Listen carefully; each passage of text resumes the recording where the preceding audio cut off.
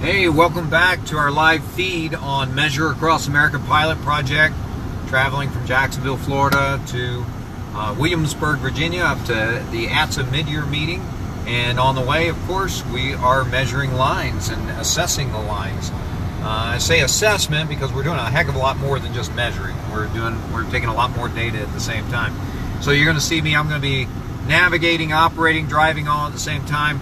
But I wanted to talk about which markings work.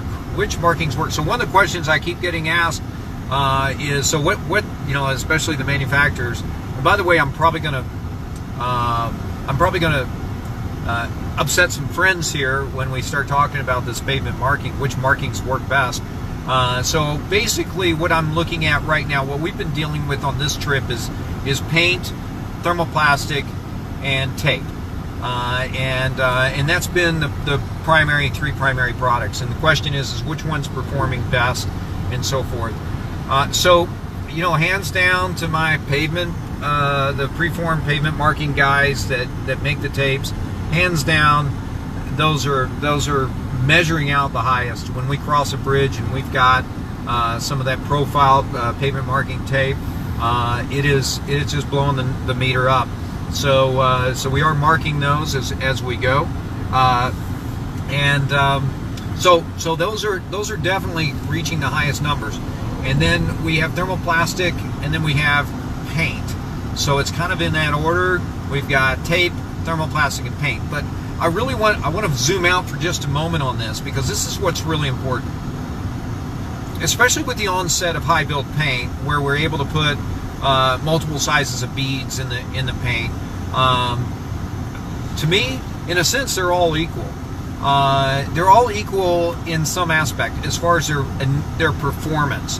And we'll get it in plural, even multi-component paints and so forth. They all produce very good retroreflectivity if they're installed, and as soon as they're installed. The question is not which one is brighter or measures higher as much as it is which one do you want to maintain. Obviously, if you're maintaining the hang on a second, gotta correct that.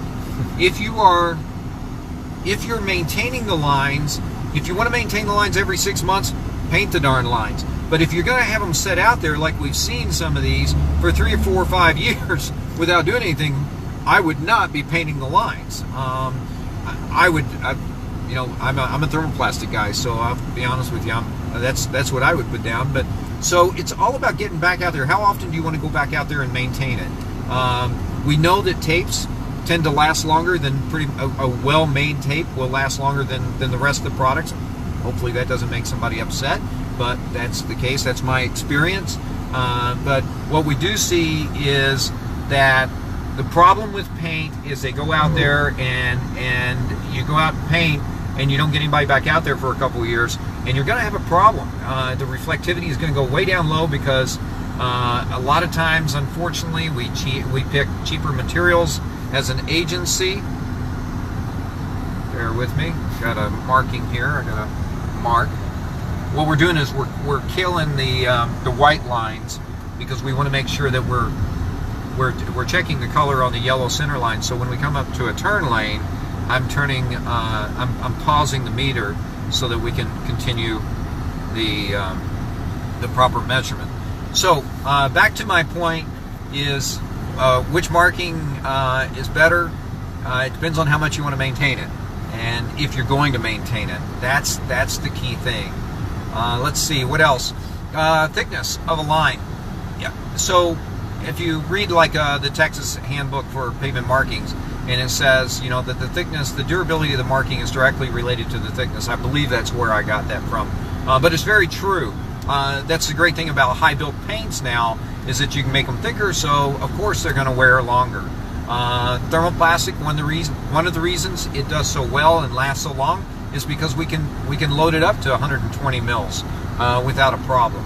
Also, of course, with thermoplastic, we have, as most of you know, that if you're watching this, thermoplastic has that intermix bead, which makes a big difference. Paint, we don't intermix beads with, so once those beads are gone, top coat is gone, it's pretty much gone. So which one's better? Depends on how much you want to maintain it. Otherwise, I've seen some really good paint. I've seen some really bad paint. I've seen some really good thermoplastic, and I've seen some really old and bad thermoplastic, and tape. I have seen some bad tape. I don't have enough sampling on tape, to be honest with you, because we're really mostly seeing it on bridges. Like we're coming up on a bridge right now. You might see if we have the tape on that, and then I'm gonna no. Okay, so that's measuring at about 60. That was paint on that bridge. So if it was tape, it would have been much higher. Kudos to you guys that make the tape. That's all I got for you for now. Thought I'd give you a little explanation of that. Most of it's something you probably already know, but some cool things out here that we're finding with our measuring and our assessment. Take care. We'll talk to you later.